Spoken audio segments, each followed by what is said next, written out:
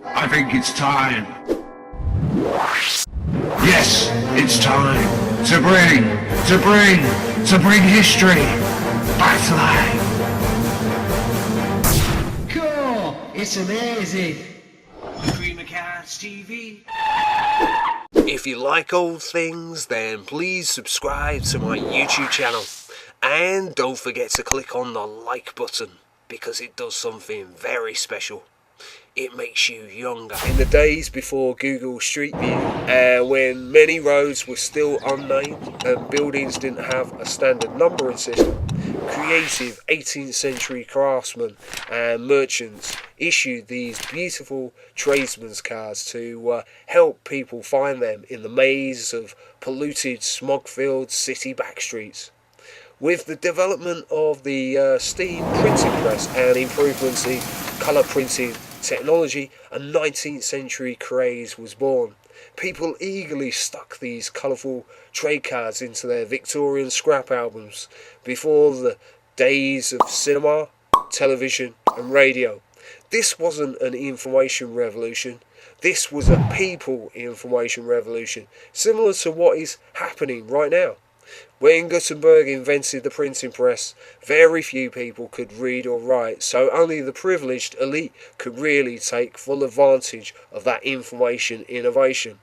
But, as they say, a picture is worth 1,000 words. You didn't need to be literate to appreciate the beauty of these miniature Victorian printed works of art. They provided windows to faraway lands and exotic creatures, inspiring many to dream of starting a new life in the promised land.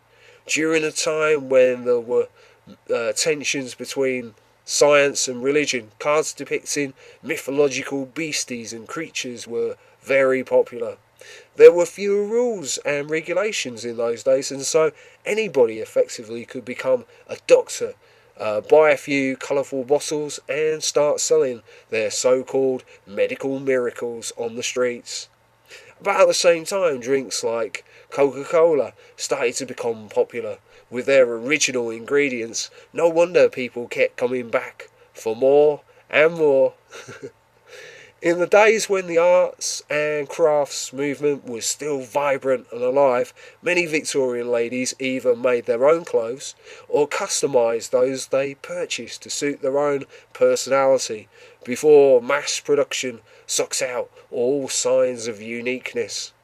However, things were starting to change ever so slowly. The wheels and cogs of progress were beginning to turn round as numerous inventions began to radically alter society, especially transport, and don't forget the humble sewing machine. This gave the rising Victorian middle classes more time to pursue other interests and leisure activities, perhaps explaining the development of many new sports during that period, including the modern form of soccer or association football, whose rules were written up in Britain in the mid-1800s. But has now turned into the world's most popular sport, played by everybody. And that's why cards depicting early soccer stars are rising in value very quickly at the moment.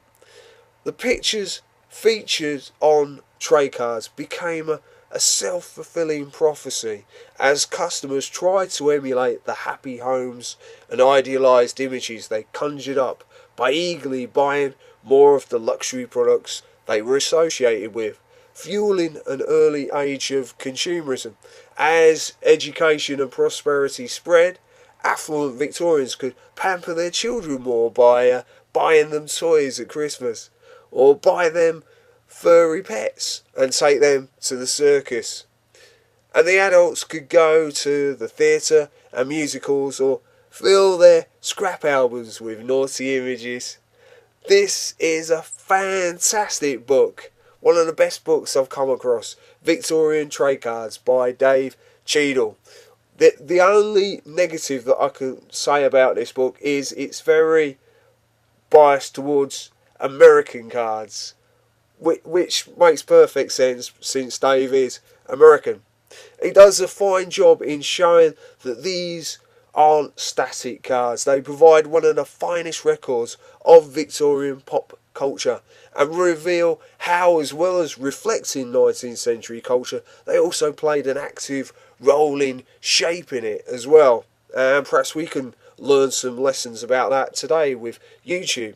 I thought it had to be the most perfect place to do this book review, because YouTube is the latest iteration in the information revolution, in which we can all play a part in driving our pop culture now, drawing inspiration from both the future and the past.